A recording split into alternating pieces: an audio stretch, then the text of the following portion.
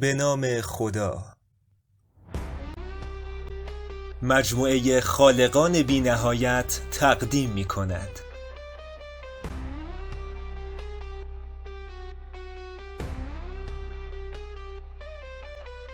خالق بی نهایت. قسمت 10. تلاش خوبی بود. روشنایی انکارناپذیر، مرد بی نهایت و محمد به دنبال تاریکی مطلق بودند. محمد در سطح آشغال رو باز کرد.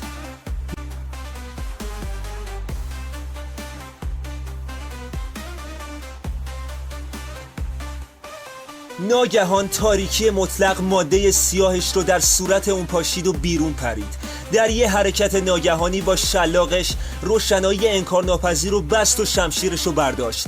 با شمشیر و شلاق به سمت مرد بی نهایت حمله کرد. مرد بی نهایت هم با چرخوندن زنجیرها سعی داشت که تاریکی مطلق رو دور کنه، ولی اون بیرحمانه حمله میکرد و فرصت کاری رو به مرد بی نهایت نمیداد.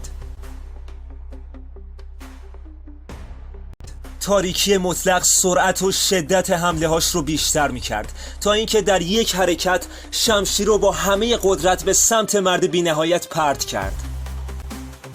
مرد بی نهایت رفت که شمشیر رو منحرف کنه. تاریکی مطلق هم دوباره ماده سیاهش رو به سمت اون پاشید. مرد بی نهایت برای اینکه دوباره تاریکی مطلق از دستش فرار نکنه با همه قدرت تیغه بی نهایت شکل خودش رو به سمت اون پرتاب کرد، غافل از اینکه تاریکی مطلق با شلاقش زودتر زنجیر رو گرفته بود.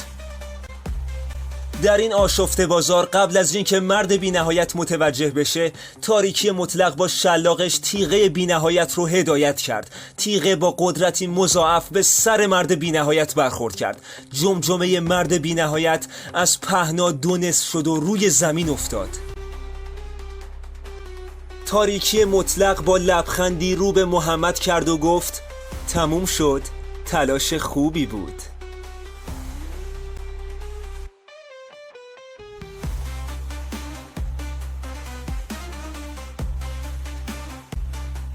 تو هم میتونی خالق بی نهایت باشی. فقط کافیه داستان خودتون رو بنویسید و برای ما بفرستید.